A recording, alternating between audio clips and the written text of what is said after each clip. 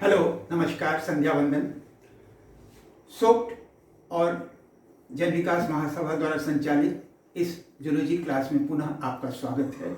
आज उसी carbohydrate metabolism का पार्ट 3 और कल होगा पार्ट 4। इसमें आज हम लोग HMP शंट के बारे में बात करेंगे। HMP शंट क्या है? हेक्सोस मोनोफॉस्फेट शंट या पेंटोज फॉस्फेट पाथवे। इस साइकिल में 6 कार्बन वाले ग्लूकोज मॉलिक्यूल से 5 कार्बन वाले पेंटोज शुगर बन जाते हैं, पेंटोज और कीटोज भी, जो कि बाद में न्यूक्लियोटाइड बनाने में और न्यूक्लियोटाइड सिंथेसिस, न्यूक्लिक एसिड के फॉर्मेशन में हिस्सा लेते हैं। तो इस HMP शंट के एक्चुअली 4 इंपॉर्टेंस हैं। पहली बात, यहां पर NAD की तरह NADPH मॉलिक्यूल हिस्सा लेता है। NADP, वहां NAD था, NADP, nicotinamide adenine dinucleotide phosphate, और NADP हाइड्रोजन को लेकर के NADPH में चेंज होता है। ये NADPH इसलिए भी इंपॉर्टेंट है कि ये एसिटाइल कोएंजाइम A से फैटी एसिड्स और स्टेरॉइड्स के सिंथेसिस में हिस्सा लेता है। तो इस तौर पर यह NADPH इंपॉर्टेंट है कि NADPH एसिटाइल कोएंजाइम A से फैटी एसिड्स और स्टेरॉइड्स बनाने में हिस्सा लेता है। नंबर 2, दूसरी बात यह है कि ये 5 कार्बन शुगर्स बनाने में हिस्सा लेता है, जो कि फिर बाद में न्यूक्लियोटाइड्स और न्यूक्लिक एसिड्स के बनाने में हिस्सा लेते हैं। तीसरी बात यह है कि इसमें दोनों बातें हैं। 6 कार्बन शुगर से 5 कार्बन शुगर भी बन जाता है, और जरूरत पड़ने पे 5 कार्बन शुगर से 6 कार्बन शुगर भी बन जाता है, जिसको फिर बाद में ग्लाइकोलिसिस क्रेब्स साइकिल के द्वारा ऑक्सीडाइज किया जा सकता है। नॉर्मल ग्लाइकोलिसिस क्रेब्स साइकिल वाले रिएक्शन में तो एक ग्लूकोज मॉलिक्यूल से 38 ATP बनता था, यहां पर 36 ATP बनते हैं। 12 मॉलिक्यूल्स NADPH बनते हैं और 12 into 3 36 ATP बनते हैं साइकिल में।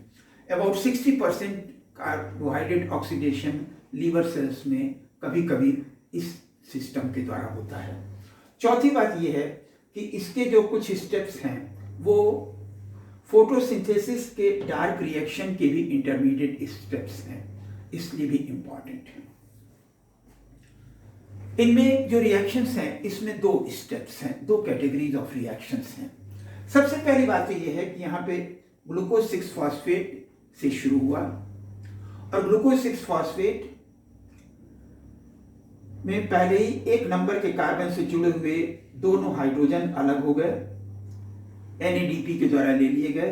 तो इसमें एक इंटरमीडिएट मॉलिक्यूल बनता है 6 फॉस्फोग्लूकोनोलैक्टोन, और यहां पर फिर HOH अटैच होता है।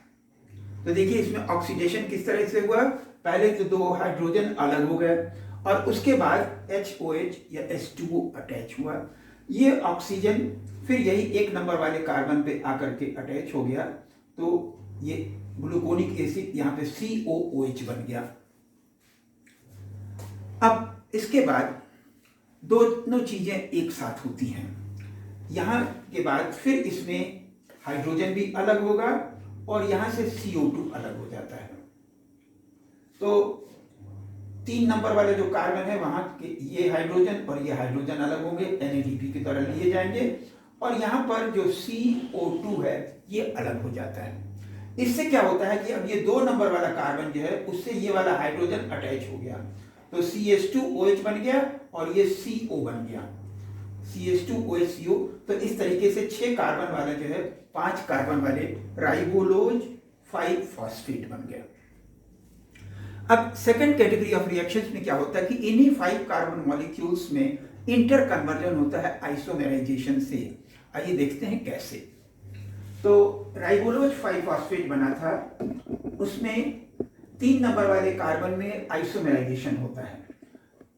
राइबोलोज में तो H इधर की तरफ था, OH इधर की तरफ था। अब आइसोमेराइजेशन के बाद क्या होता है कि ये H इधर की तरफ आ गया और OH जो इधर की तरफ था वो इधर आ गया।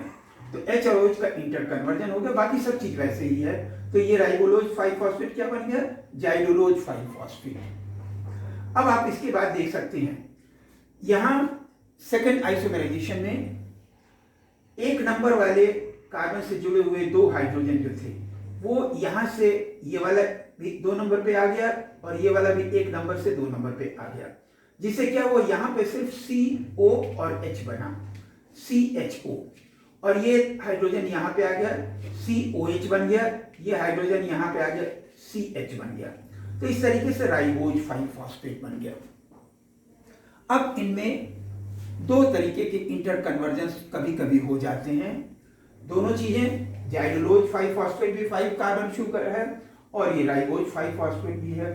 ये इनमें बाइंड होकर के फिर इंटर कन्वर्जन होता है, तो कभी कभी इससे 3 फॉस्फोग्लिसराल्डिहाइड बन जाता है और दूसरी तरफ हेप्टुलोज 7 फॉस्फेट बन जाता है 7 कार्बन वाला। इसी तरह से एक और तरीके का इंटर कन्वर्जन हो जाता है जिसमें कि 6 कार्बन वाला फ्रुक्टोज 6 फॉस्फेट बन जाता है कभी कभी, और 4 कार्बन वाला इरिथ्रोज फॉस्फेट बन जाता है। फ्रुक्टोज 6 फॉस्फेट इसलिए इंपॉर्टेंट है कि ये फिर ग्लूकोज 6 फॉस्फेट में भी चेंज हो सकता है, जो कि फिर बाद में ग्लाइकोसिस क्रेब साइकिल के चेंज से ऑक्सीडाइज हो सकता है। तो इस तरीके से ये HMP शंट भी कभी कभी कुछ एग्जामिनेशन में पूछा जा सकता है शॉर्ट नोट के रूप में। तो ये था HMP शंट या pentose phosphate pathway. Thank you very much, धन्यवाद।